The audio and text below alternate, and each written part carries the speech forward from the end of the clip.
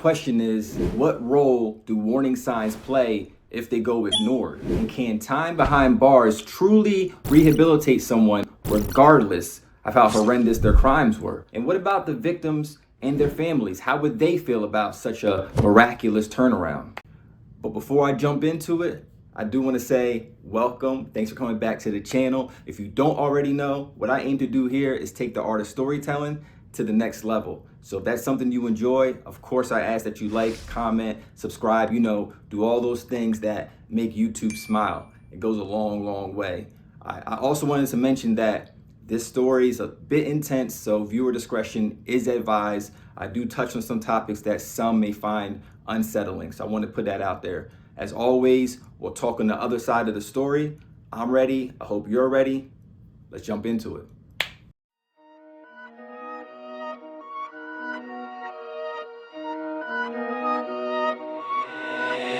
Hey, story time, know it gets iffy. Take a trip with me next Mexico City. Painting a picture that's hard to make pretty. Talking details, it's about to get trippy. Gregorio is the first name of the subject, just madness right from the rip. Hernandez is his last name, brought sadness to the families, never to forget. Goyo was his nickname, 1 of 10, had 9 siblings. Born ill, had an infection that grew as a kid and did things sickening. Like, different type of hunt, he would go and tiptoe. Capture animals, squeeze, never let go.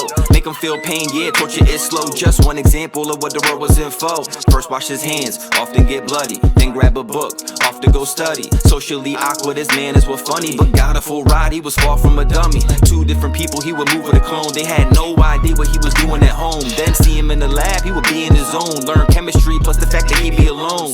Throwing bait, just hoping they would bite. He wanna lay a little pipe. The only ones able to invite, he would have to pay for a little lady of the night.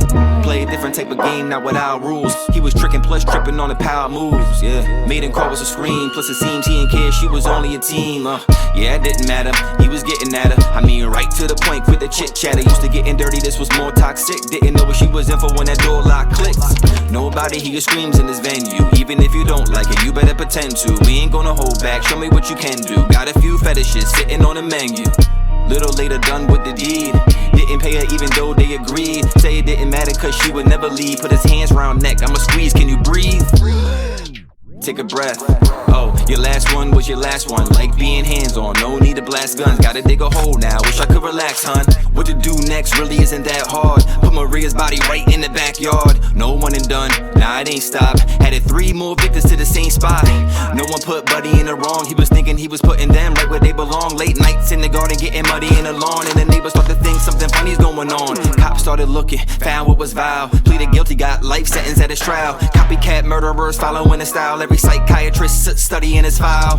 While in lockup, he would never falter. Love writing 3 books he would author. Learn piano, poetry, sure did. Got married too, she had 4 kids. Hard to see it, no better with the squints. Looking at his hands, couldn't find a devilish prince. Model prisoner, yeah, he's been benevolent since. Got pardoned by the president in 76, yeah. For those gone, no happy ending left to be had. Makes sense that so many folks would be mad. Made a hero and the government could see that. Example of how that person could be rehabbed. All right, so let's talk. He was also known as the Tuba Strangler. It's an understatement to say that his story is shocking and quite interesting with all the different twists and turns and how it all played out. I mentioned in the story that he had a sickness as a child. I didn't go into detail during the story, but he had encephalitis infection as a kid. It's thought that this may have played a role in some of his behavioral issues, which included animal cruelty. And in some cases, those are one of those warning signs. Now let's fast forward to his imprisonment. In 1947, he did escape once, but was eventually recaptured. He was one of the first multiple murderers that garnished widespread media attention. And if you're like me, I'm sure your jaw nearly hit the floor when you heard he was pardoned. That was a twist I definitely didn't see coming. He actually ended up giving a speech in the Congress of the Union and was pretty much seen as a hero for the transformation he underwent. And they deemed it a huge success for rehabilitation. He did end up finishing his law degree and actually worked as a lawyer until his death in 1999. But that's where I'm going to leave it. As always, I want to hear your thoughts in the comment section below. If you haven't done so already, check out my other story. And I just wanted to mention that there's a lot of hard work that goes into making these. I want to give a special shout out to my man Brian, aka Be Where You At. I call him the man behind the boards, helps me out with all the production. But yeah, a lot of hard work goes into making these, so I truly appreciate you guys taking the time to like, comment, subscribe, hitting the bell notification, doing all the same YouTube stuff you've heard 1,000 times, but it does truly help. And of course, sharing with someone else so they can do the same. But I can't wait to see you next time here on The Second Story. And until then, be safe. Peace.